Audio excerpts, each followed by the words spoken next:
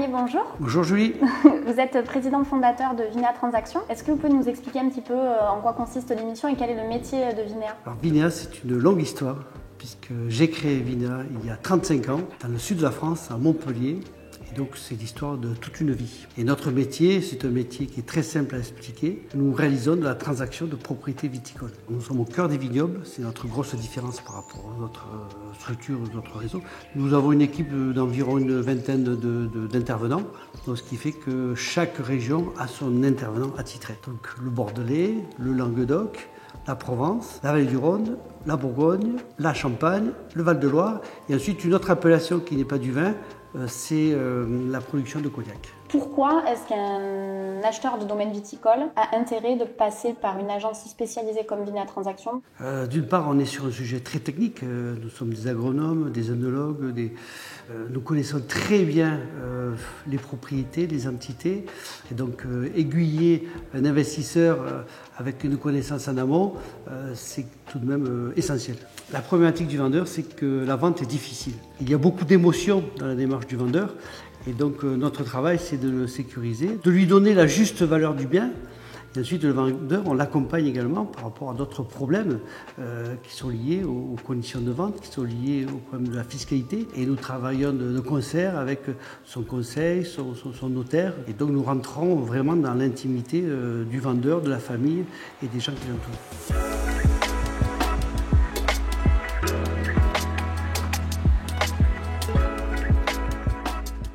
Passionné de vin, mais surtout de dégustation de vin, voilà. Et puis du coup, pendant ma première carrière où j'ai monté une boîte dans le digital, j'ai bu beaucoup de vin, j'ai visité beaucoup de vignerons, ouais. Je me suis lié d'amitié avec un certain nombre d'entre eux.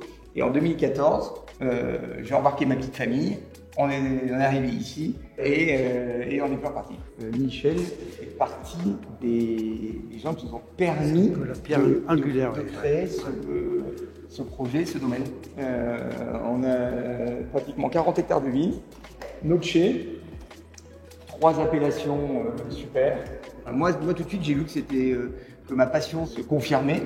Et du coup, j'ai eu envie de me développer et de faire le tour d'un vrai projet, de construire un vrai projet. Parce que moi, j'ai pas racheté un domaine, oui. J'ai construit un domaine par l'achat de différents îlots de vignes que m'a trouvé Michel. Donc ça, du coup, ça veut dire qu'il y a aussi la partie commerciale et il faut arriver à identifier une marque, à se faire connaître et voilà. Donc c'est long.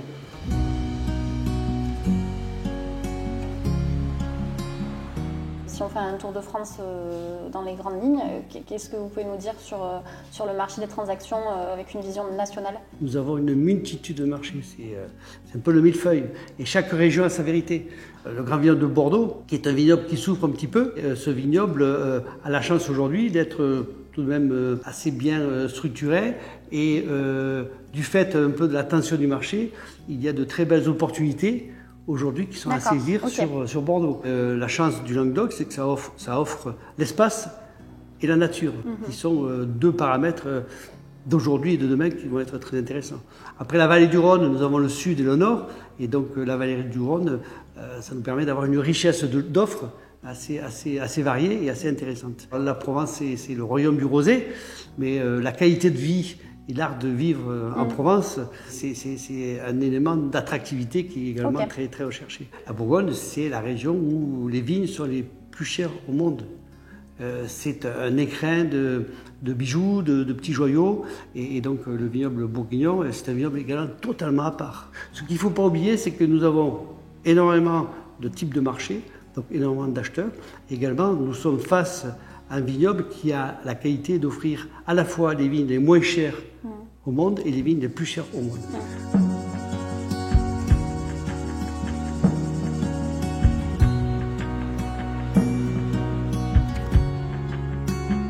Michel, tout à l'heure, on était chez Mathieu Ponson, domaine de Pied-Blanc, sur une reprise création du coup de domaine il y a 10 ans. Là, on est sur une ancienne abbaye. Est-ce que vous pouvez nous expliquer le projet? Le projet d'aujourd'hui, c'est un projet naissant par rapport à cette structure qui ne demande qu'une chose, c'est de revivre. Et on est dans l'archétype d'un certain nombre de nouvelles demandes d'aujourd'hui, à savoir allier des lieux de vie prestigieux, historiques, avec des activités vin, des activités accueil, des activités séminaires, des activités liées à l'art. Et aujourd'hui, les exploitants sont un peu à la croisée des chemins pour savoir dans quelle direction ils vont pouvoir s'orienter. Et c'est vrai que le fait de pouvoir bénéficier de différents centres de profit sur toutes ces propriétés, ça nous permet d'avoir des démarches économiques et très rationnelles. Et vu le patrimoine français, on a des exemples d'infrastructures dans toutes les régions de France, puisque notre histoire, c'est notre patrimoine. Et notre patrimoine, aujourd'hui, on a besoin de ressources vives pour pouvoir les faire revivre.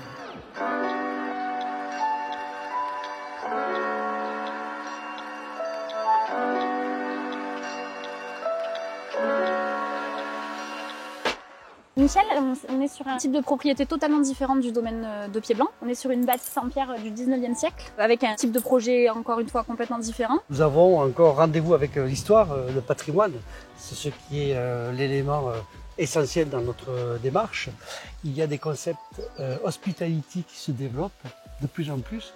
Ce sont des structures où l'accueil est très développé, puisqu'on déborde du cadre du gîte ou de la chambre d'hôte pour aller sur de la restauration de qualité et sur de l'hôtellerie également de qualité. Et la richesse du patrimoine en France nous permet d'avoir des unités aussi bien en Dordogne qu'en région bordelaise, que dans le Mâconnais, que dans le sud ou qu'en Normandie. Dans la même lignée, on entend beaucoup parler de développement durable aujourd'hui. Est-ce qu'un domaine bio, par exemple, va trouver acheteur plus facilement qu'un domaine qui ne le serait pas? Alors le bio, c'est un des critères d'achat, de recherche qui est dans les 5 premiers critères en matière de recherche de propriété.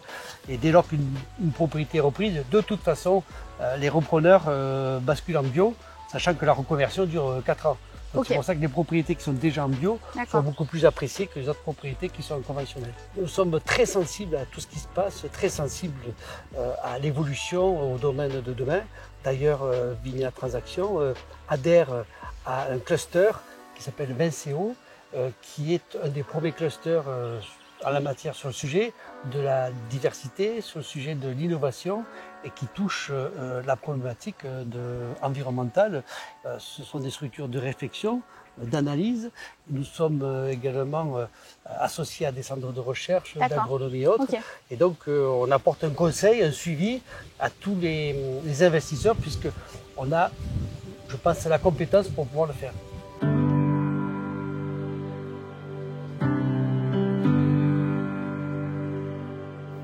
Michel, quels sont les défis qui vous attendent dans les prochaines années? Le défi, c'est la transmission du patrimoine, du culturel que nous avons en France.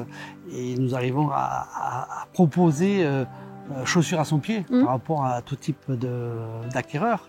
Je m'aperçois que les acquéreurs arrivent à sublimer 2 atouts que nous avons en France, à savoir la qualité de vie au sein de cette nature, au sein des vignobles, et également la qualité du vin Made in France, qui est, je dirais, un joli label.